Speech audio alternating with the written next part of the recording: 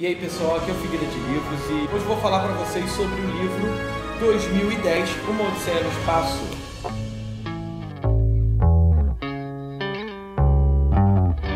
Foi lançado no Brasil pela Nova Fronteira há muito tempo atrás, bem antes de 2010. Não foi relançado até hoje, não teve nenhum lançamento, tem uma expectativa aí, todo mundo quer que a Aleph lance a continuação, mas vamos aguardar aí, quem sabe. Esse livro é um daqueles que faz parte do projeto que eu comentei a respeito do mês da ficção científica aqui no Figueira de Livros.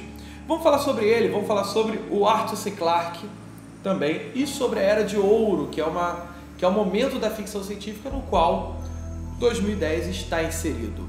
A Era de Ouro, na verdade, começou na década de 40, embora esse livro não tenha sido escrito na década de 40, ele foi escrito acho que em 82, na verdade, 1982. Ele é um livro que contém os elementos que compõem essa Era de Ouro da ficção científica. Bem, mas vocês perguntam o que é a Era de Ouro da ficção científica. De acordo com o historiador Adam Roberts, ele diz o seguinte: a expressão Era de Ouro valoriza um tipo particular de escrita, uma ficção científica hard, narrativas lineares, heróis resolvendo os problemas ou antecipando ameaças no estilo de space opera ou aventura tecnológica. Nesse âmbito, o 2010 ele é uma space opera, assim como 2001, trabalha muito essa ideia do conceito de viagem ao espaço com tecnologias e o mais interessante são as tecnologias plausíveis.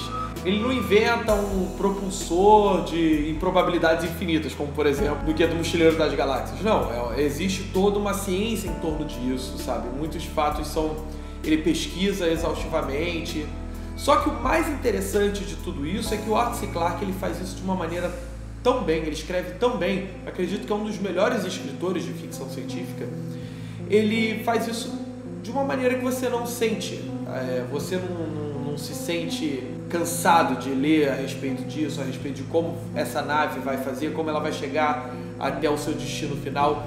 Então, assim, ele sabe aliar muito bem. É aquela ficção hard com uma narrativa bem atraente. A Era de Ouro, ela veio depois de um momento que foi conhecido como pela literatura pulp, que era uma literatura mais pobre, assim, de riquezas e tal. Eram mais aventuras, histórias com imaginações totais, sem compromisso nenhum com a realidade, sem compromisso nenhum com nada, assim, sabe?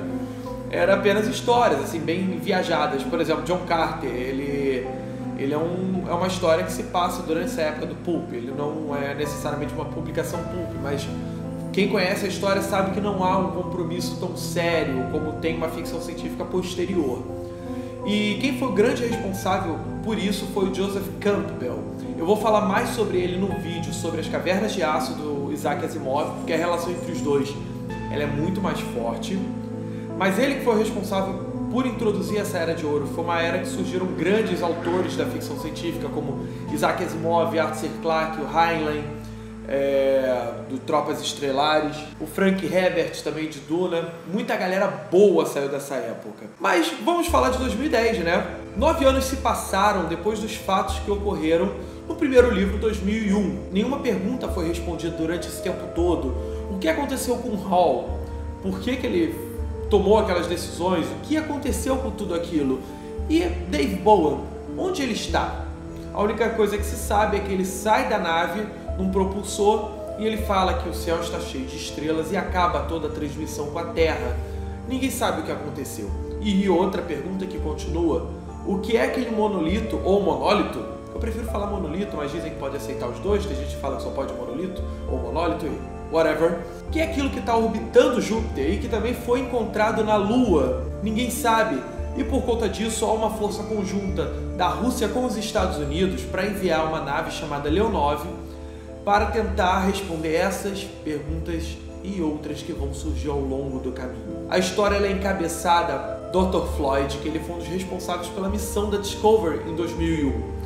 Ele acaba sendo convocado pela sua experiência, um dos caras mais experientes no assunto, para eles investigarem. É um livro que, assim como em 2001, ele tem muito mistério, ele tem uma aura de suspense muito bem feita. É um livro que, assim, ele contém muitas surpresas, talvez tenha mais perguntas até do que as próprias respostas, mas é um livro que vai satisfazer muitas pessoas que leram 2001 e e ficaram, sabe, com aquele gostinho de quero mais, é um livro perfeito para isso. Ele vai responder essas perguntas, mas ele vai criar novas perguntas. É um livro que é um pouco mais aventuresco na coisa, tem mais ação. Ele lembra uma coisa que tem no Interstellar e que é muito bacana nesse livro, ou na verdade o Interstellar tem, de 2010, que são as transmissões. Você acompanha em alguns capítulos transmissões que o Dr. Floyd envia para sua família e seu amigo.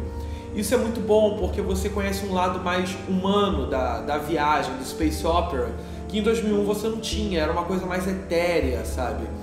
Então, eu acho que assim, ele vai atender muito bem todo mundo que leu 2001 e curtiu bastante.